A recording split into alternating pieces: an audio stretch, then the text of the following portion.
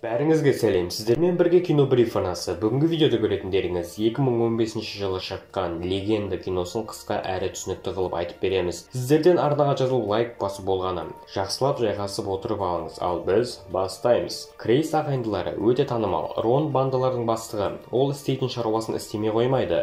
Реджи болса Ронға қарағанда сабырлы. Редж полицейлерге кофе ұсынып жатыр. Полицейлер бұл ісін мазақтау деп ойлап, оның кофесін қабыл алмады. Редж сабырлы түрде кетіп қалады. Ол Фрэнктің үйіне келеді. Есікті Фрэнктің әпкесі ашады. Тартымды жүзімен Реджидің көзінше конфет жеп тұрады. Шыдай алмай Реджи дәмін көруді шешті. Фрэнсиске бұл батылдығы өте қатты ұнады. Сөйлесіп жатқанда Редж оны ойланбастан кездесуге шақырады. Ал енді оның жұмысына келсек, Ронға 3 жыл түрмеге отырасын деп жатты. Себебі Рон адамдарды аяусыз ұрып соққан. Рон болса түрмеге емес, жындыханада отырамын деді. Себебі оның достар жындыханадан оңай шығарып алады. Келесі күні Фрэнсис кездесуге дайындалып жатыр. Редж оны жақсылап күтіп алып өзінің клубына кіргізеді. Адамдарын басқа жаққа жіберіп, өзі бір адамды ұрмай соқпай жақсылап система қойып берді. Солай Фрэнсиске келіп екеуі жақсы сөйлесіп, арты махаббат қоласады.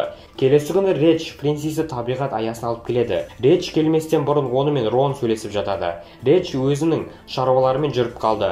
Рон болса Фрэнсиске жақын арада біз Лондонды жаулап аламыз деген мақсат айтады. Фрэнсис Реджбен көп жүре бастаған кезде оның теріс қылықтарын, адамдарды қинаған кездерін көреді. Келесі күні көлік Реджді соғып алады.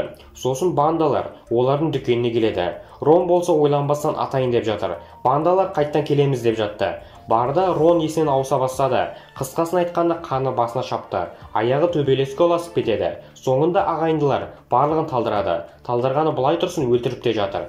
Сосын олар өздеріне бақталас болған казиноны сатып алады. Лондонды жайлап өздеріне қарата бастады.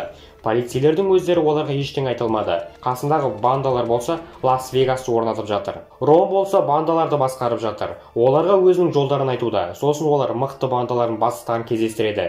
Екі жақтында бандалары мықты. Сондықтан бір-біріне бағынбай жай ғана көңіл көтереміз деп шешті. Жұмыспен дегендей Редж кездесулерін өткізіп жатыр. Фрэнсисті казиноға алып келіп, онымен билеп жатыр. Бірақ жағдай күрделенді. Редж түрмеге түсетін болды. Фрэнсистің ағасымен кездесіп, оған жақсылап қара деп айтып жатады. Редждің уайымдайтындығы біріншіден қызы болса, екіншіден Рон менсіз бір нәрсе бүлдіріп қоймаса екен деп отырады. Реджді абақтыға алып келеді. Кірген сәтте оны аяусыз ұрып соғады. Полицейлер оны берілді деп ойлайды. Бірақ Редж күш жинап полицейді ұрып талдырады. Ронға ақша қатты қажет болып жатыр. Себебі Нигерияға бару үшін. Ол жерден балаларға үй саламы деген ойы бар екен. Бірақ спонсор болатын адамдар осы іс үшін бас тартып жатыр. Рон өзін бірінші рет сабырға келтірді. Әйтпесе өлтірем деп қорқытты. Фрэнсис Реджге келіп, сені шығарып аламын, ең бастысы көп ақша керек деп айтып жатты. Және ендігәрі осындай қылмыстық істерге бармашы. Заңды бұзбай тәртіпке келші деп өтініш айтады.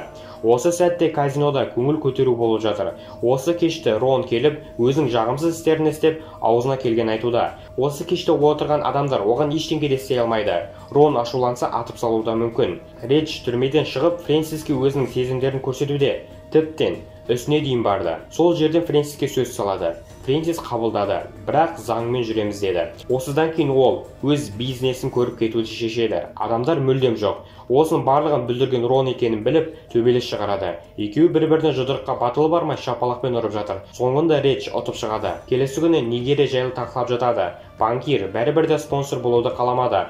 Осы барлық істерін полицейлер аңдып жүріпті. Тағы да Реджді түрмеге қамады. Редж тағы да ақталса, Фрэнсис оны кешіретін айтты. Компромат табылып, Редж бостандыққа шығады. Кешке адам жиналып, қайтадан көңіл көтерулер болып жатыр. Мына адамды ұстап алып, суретке де түсіп жатыр. Полицей ол суретін көріп сенімсіз қарады. Күндері өткен соң Редж мен Фрэнсистің үйлену тойы өткелі жатыр. Ағасы Фрэнсисті алып келе жатқанда, анасы оларды тоқтатпақшы болды. Бұл үлкен қателік болады деп айтып жатты. Махаббаттың құрбаны болған Фрэнсис анасының сезін қыстырмады. Барлығы өлең айтқанда анасыған айтпай тұрды. Рон оған айт деп қолын сермеді. Осылай үйленгендеріне 2 апта өтеді. Редж бәрібір де заңды бұзып жүрді. Редждің отбасы Фрэнсис жайлы жаман ойлы болды. Фрэнсис көтере алмай дәрілерді күнделікті ішіп жүреді. Барда шулы мәселе болып жатыр. Рон өзінің адамдарының біреуін шынымен ұрып құлатады. Редж осы кезде қатты ашуланып кетеді. Ронға сен миссызсың, тек қана ұруды білесің, ақыл есің жоқ деп айтады. Рон да ашуланады. Бірнеше уақыттан кейін бай американдыққа барады. Ол Роннан құтылсай деп ескертеді. Осы жағдайлар Фрэнсиске қатты әсер етіп жатыр. Реджден бірде-бір махаббат көрмеді. дәрілерді дозадан көп тұтынып жүрді. Келесі күні территорияларына басқа бандалар кіріп кетіпті. Оны бір мезетте орнына қояды. Рон бандалардың бастықтарын өлтіруді шешеді.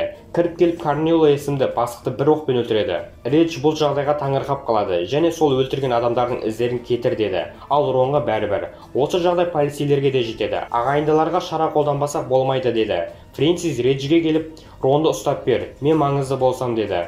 Бірақ Редж өзінің туған бауырын сатпады. Фрэнсиске бұл қылығы ұнамай өзінің үйіне кетіп қалады. Көп дозалы дәрілерді ішіп жатыр. Далада жаңбыр жауып жатыр. Көлігі судың астында қалды.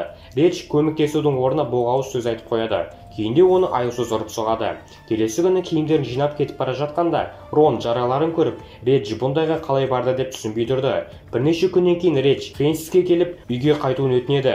Бірақ Фрэнсис барлығы бітті, махаббат енді жоқ деп айтады. Соңында Фрэнсис оған үй жалдайық деді. Редж түсінбей қалды. Фрэнсис осы қонақ үйде өлуді жоспарлаған. Солай өзін өлтіреді. Осыны көрген Редж депрессияға түседі. Соңында ол өлі Фрэнсиске жүзігін тағады. Рон болса адамдарды әлі де өлтіріп жүр. Лейси Пейнді өлтіріңдер деді. Ронның бандасы оны соңына дейін өлтіре алмады. Ол ауруханада жатып, өзінің отбасын ойлай бастады. Ағайындыларды қайтсем де түрмеге тығамын деген оймен. Рон әлі күнге дейін көңіл күйі көтеріңкі. Ештеңе болмағандай билеп жүр. Жаңа жыл жақындап қалды. Фрэнсисті ұмытып билеп келсеңші деді.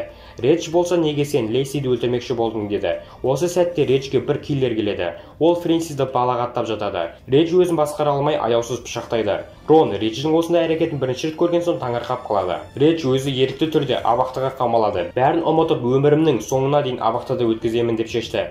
Осылай кино аяқталады. Сіздердің сұраныстарыңызды көріп, боевик жанрындағы видеоларды көбейтетін боламыз. Сіздер де бізге қарама-қарсы байланыс беріп, қолдап отырсаңыздар болғаны. Арнаға жазылып, бізбен бірге болыңыздар. Және де лайк басуды ұмытпаңыз. Сіздермен бірге болған кино бриф арнасы келесі видеомызда көріскенше.